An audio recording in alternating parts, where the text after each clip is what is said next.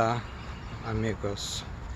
This is Dr. Not All, and I want to talk about one more thing today.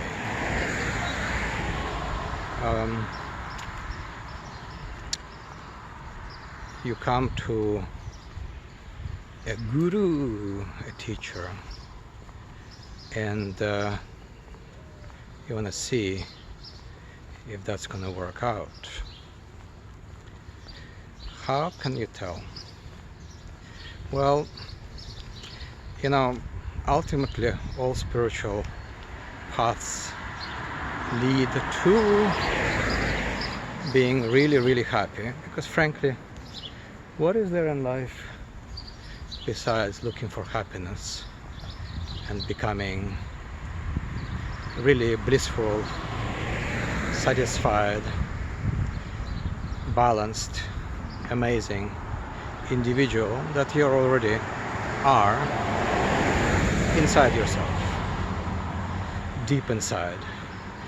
A little bit externally, there's always conflicts between your family, with yourself, within yourself.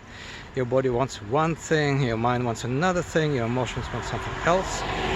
But ultimately, it's a life, is a path that leads you to happiness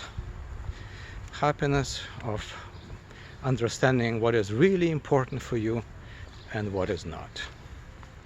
And for my purposes, I like to, not to get killed by a car, I like to work with people who will eventually, or have a good potential, to figure out that the most important for them is mystery, is God.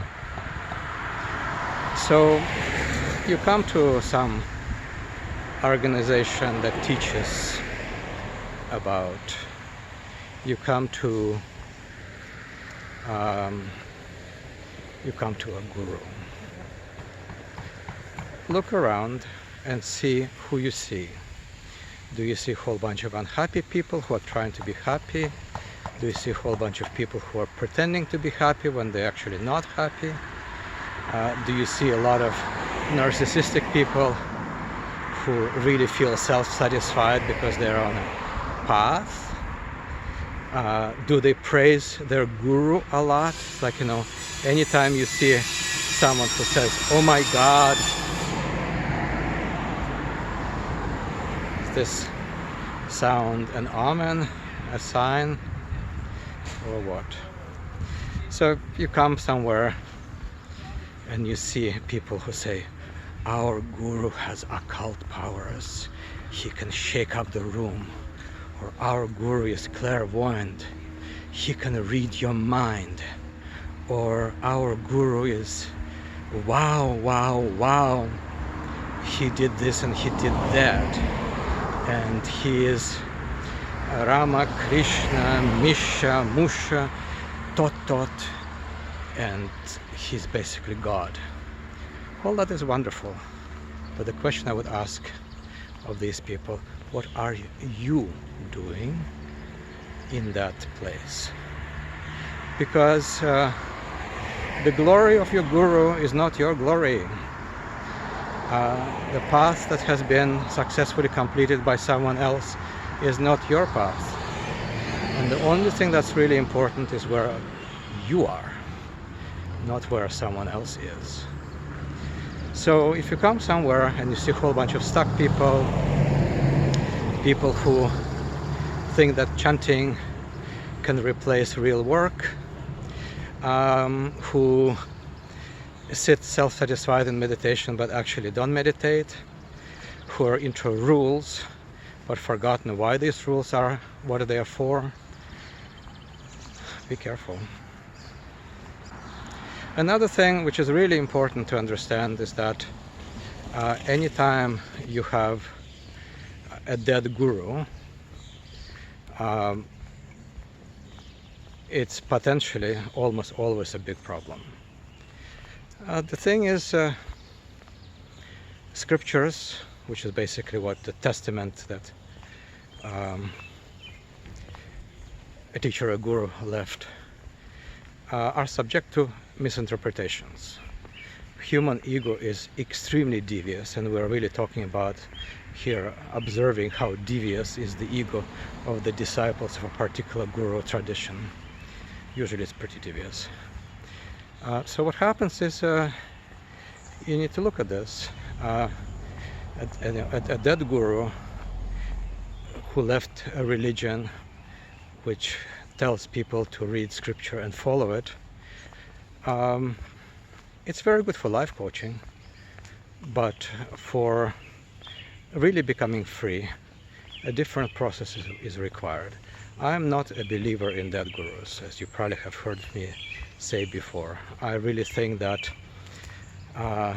when you deal with an imaginary guru, which means when he's dead and you imagine him or her in various parts of your body, for example, when you read his books or hear stories about him, this is all seems inspirational. It invokes faith, and I don't mean faith in terms of like really having an established understanding that leads you to freedom. I'm talking about faith that is an escape from doing real work.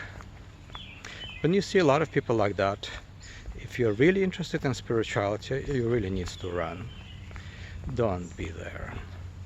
Because if you will be there, there's a huge danger that you'll become one of them.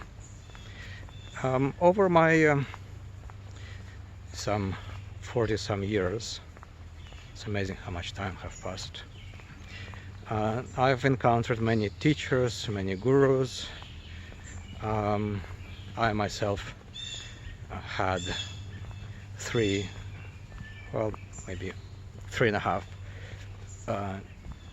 serious teachers who have really helped me a lot. I have some experience with that, and this is a tricky question that I'm raising, is that when you look at a group that you're trying to join, you need to be careful that there are not too many people there who don't know what they're doing, and there are not too many people who don't know what they're doing but they think they know what they're doing, because that is even worse. Because when someone knows that they don't know, that is something that you can, that's a situation that you can save. But when someone is sure of themselves,